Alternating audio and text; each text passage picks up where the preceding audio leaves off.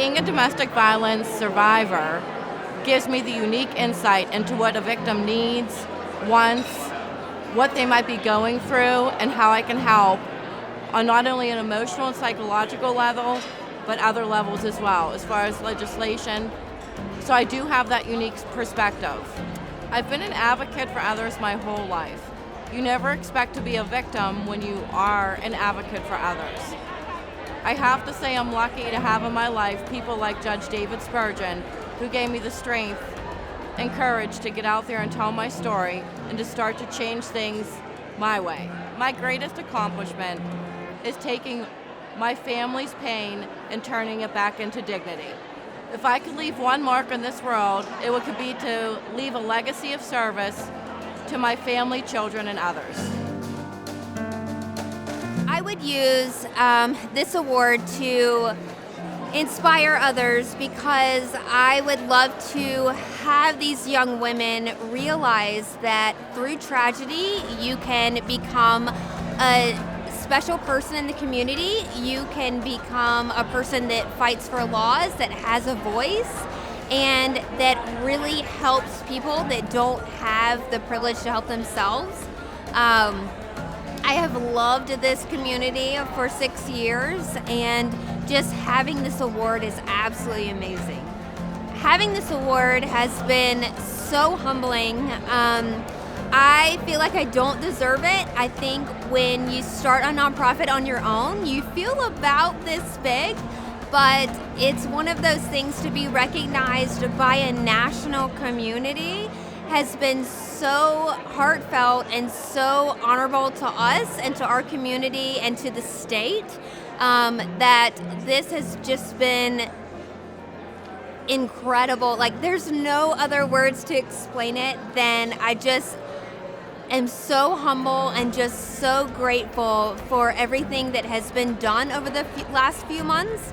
But I just hope that other women can see this and just see the potential and what can happen.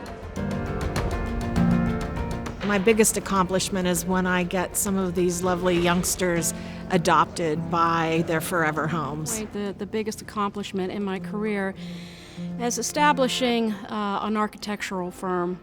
And not only was it my biggest accomplishment, but it certainly was my biggest challenge. The biggest accomplishment with the diaper pantry, I would have to say, is knowing that children are going to sleep at night with clean diapers, and knowing that maybe a single mom who struggled to provide diapers is now able to go to work and send her child to daycare because now she has free diapers to do so. One of the biggest accomplishments so far is being able to work with patients and advocates in our research. The patient voice is so important in what we do, and it's an honor every day to be able to interact and bring them into our research and to get their input on what we do. Receiving this award means that I've given impact to the community.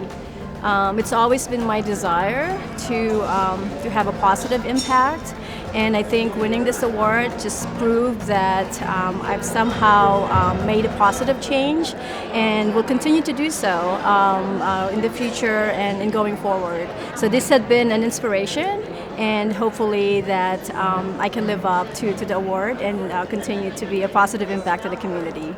It means a great deal to me to be receiving this award, because I am grateful to the people that nominated me from Key Bank, Lucy Casile in particular.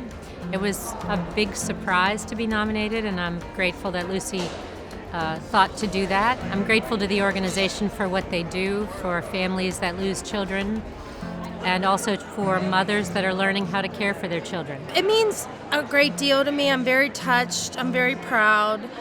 And what I do is kind of for everyday people. I work in a little town of 3,500 people and very hardworking. We're not a very affluent community, but we're like hanging on, and we've been doing great lately. And I'm just really honored that work is recognized in the lives of everyday people and the lives in communities every day, the day-to-day living. Receiving this award is really very special. It's really humbling to be considered a woman of achievement, but I do believe that this award speaks to the work and the ministry of Holy Family Institute over the course of my life. Oh, young women, just keep moving. For young women starting off in their careers, I would encourage them to find a mentor, to learn early what it means to celebrate and advance other women. And I think they'll find that women will do that for them in return. The advice that I would give to younger women starting out in their career is to never give up. When I started out in my career, I was told that I would never become a nurse. And my mom told me if that's what I wanted to become, to do it. And I became laser focused.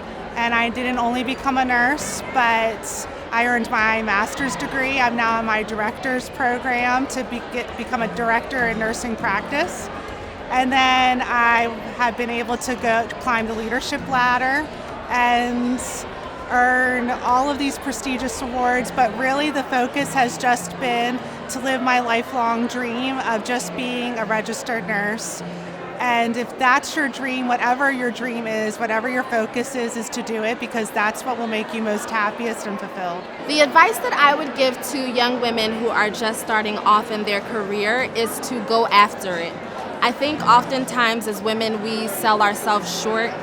We minimize our potential and we minimize the impact that we can make not only in our communities but in the world. And so I encourage women to do it scared. Don't think that you have to have it all together or know it all to make a difference. I am proof and evidence that it is possible to make a difference no matter how old you are, no matter what your background is. And so that would be my advice. Go after it no matter what. The woman that inspired me the most is my mom. She's got a quiet strength and a compassion, and she's a little bit of a pain in the butt when she needs to be, and I really respect that. The woman that has inspired me the most, I would probably say, is Eleanor Roosevelt. She did amazing things for women. She was just a remarkably intelligent and kind and forward-thinking woman, and I think she's amazing. The woman that inspired me the most throughout my entire life, beyond my mother, of course, is Maya Angelou, Dr. Maya Angelou. She's passed now, but her legacy lives on. What she has done for women and humanity in general has really meant a lot to me and has been the guiding force for my life. The things that she has taught me about the importance of humanity, the importance of rising up, and the importance of making sure that we are all alike, more alike than unalike, I would say. Those are three of her poems, and the one thing that I know that she said a lot is that we're all phenomenal women, and tonight she is shining bright through all of us here this evening. It is very important for women and girls to help each other because